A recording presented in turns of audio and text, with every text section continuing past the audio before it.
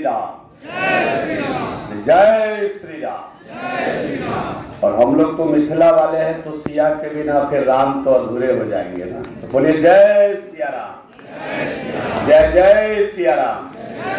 भारत माता की, भारत माता की। बहुत बहुत धन्यवाद आज के इस कार्यक्रम में उपस्थित श्रद्धेय अटल बिहारी वाजपेयी जी की और पंडित मदन मोहन मालवीय जी की जयंती के अवसर पर आयोजित इस कार्यक्रम में उपस्थित हम सभी के प्रदेश के सम्मानित अध्यक्ष आदरणीय श्री सम्राट चौधरी जी, भारत के गृह राज्य मंत्री आदरणीय श्री नित्यानंद राय जी, कार्यक्रम के कर्ता धर्ता और प्रदेश के महामंत्री आदरणीय श्री मिथिलेश तिवारी जी, भारतीय जनता पार्टी के नेता और आईपीएस रहे श्री ए.के.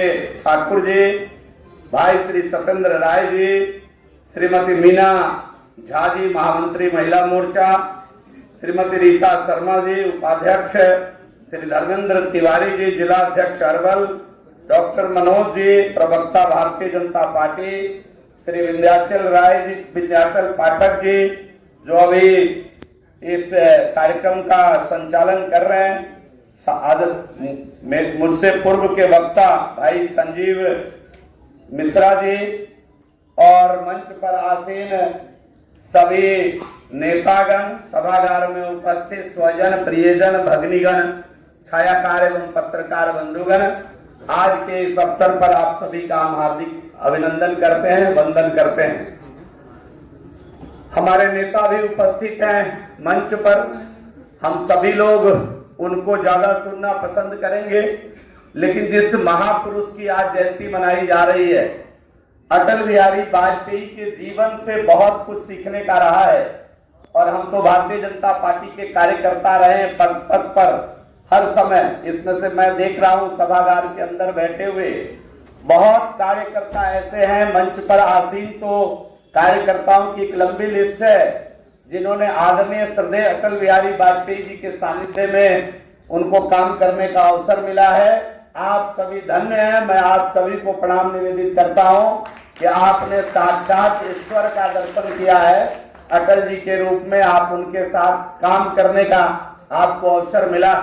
गजब का कार्यकर्ता के प्रति स्नेह, गजब का कार्यकर्ताओं के लिए मिलता हुआ मन और उनकी कविता की रचना। अटल जी स्वभाव से कवि थे, स्वभाव बस कर स्वभाव से कवि थे।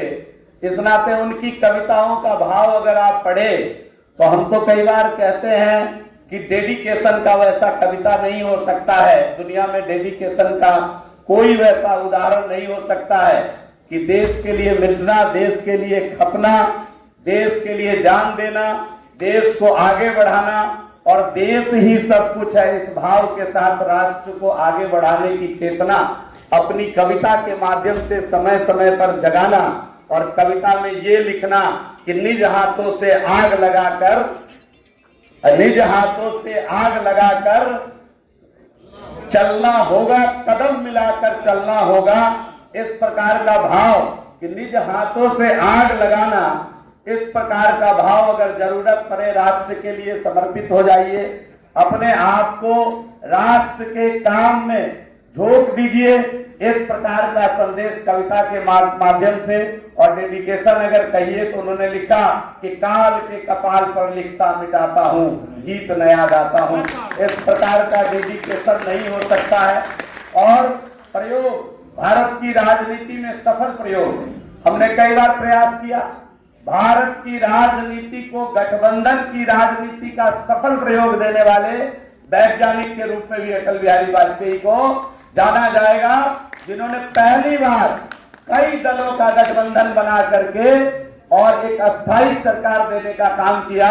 इसके पूर्व इस देश में अटल बिहारी वाजपेयी जी से पहले कि कभी भी इस प्रकार का प्रयोग राष्ट्र के अंदर सफल नहीं हुआ।